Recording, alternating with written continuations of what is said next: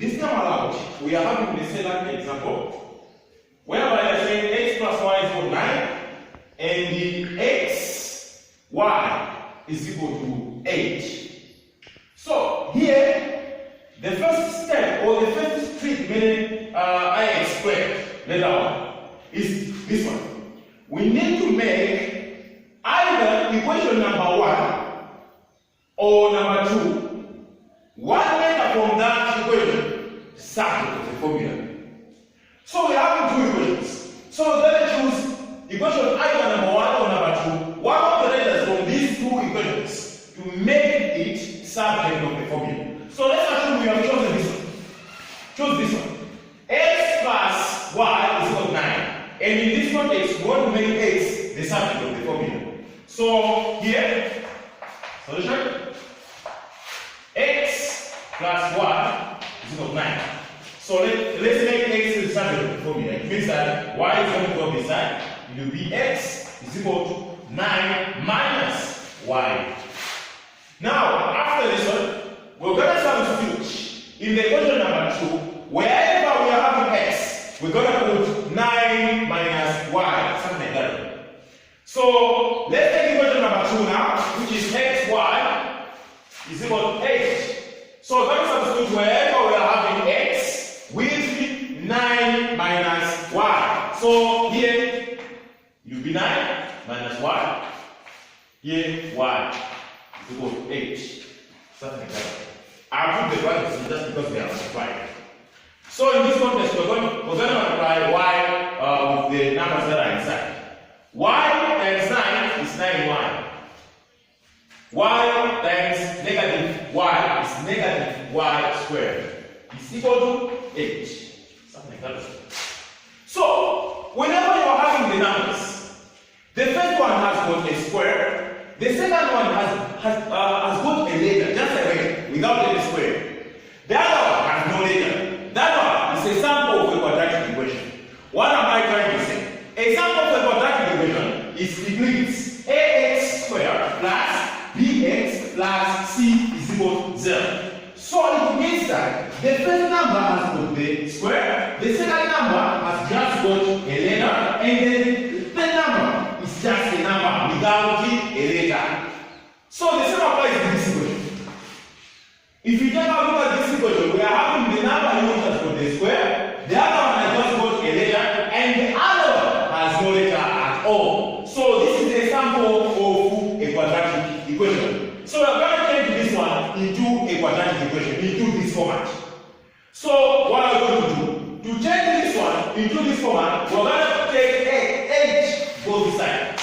And we're going to rearrange this one. They are saying ax squared means the first number supposed to have a square. So we're going to take negative y squared. So we're going to do here negative y squared.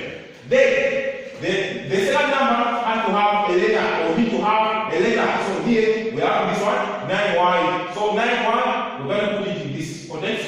So it's going to be positive 9y.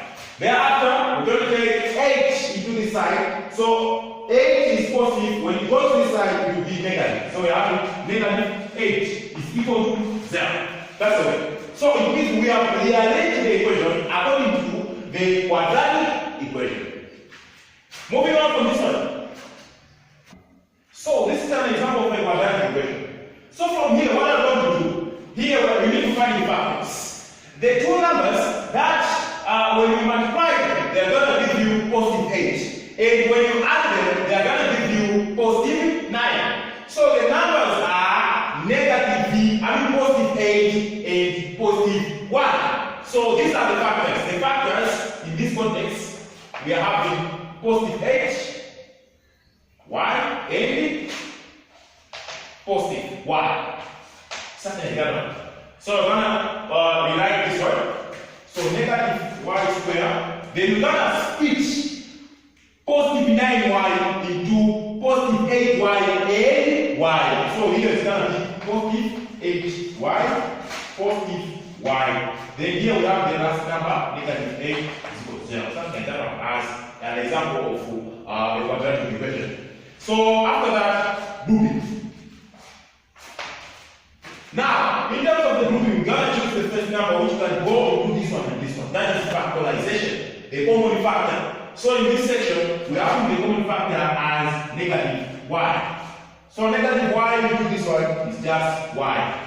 Negative y into this one is negative 8. Something like that. So moving on from this one, the common factor here is positive 1. So we have positive 1.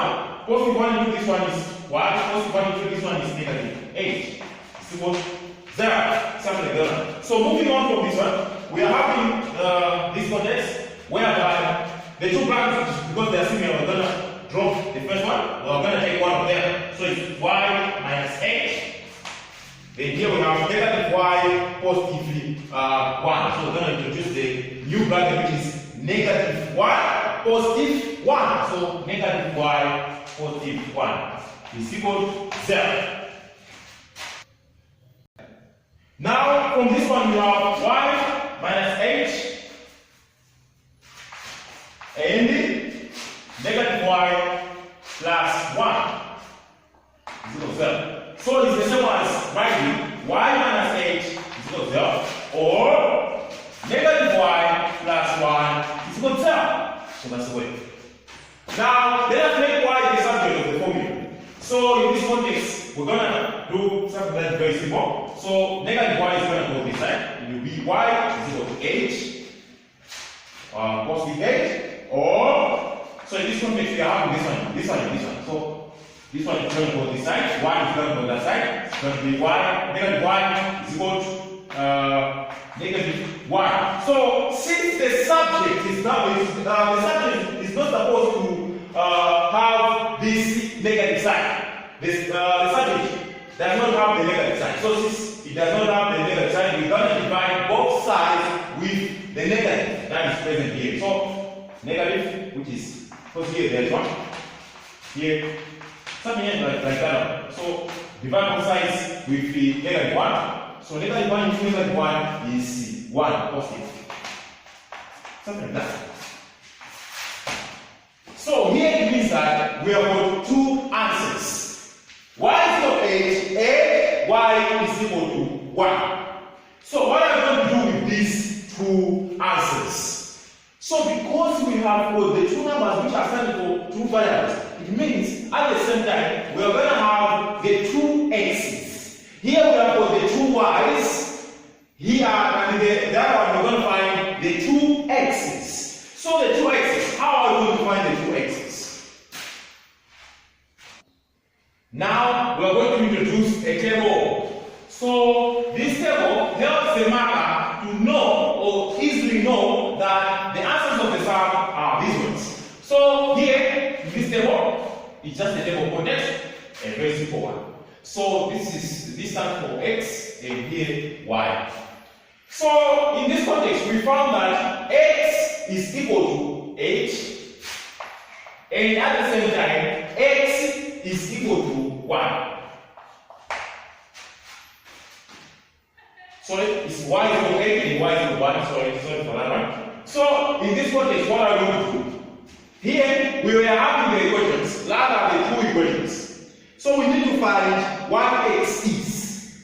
So the equation that we have, the first equation, x plus y is equal to 9. Something like this one. So we're going to say when x is 8.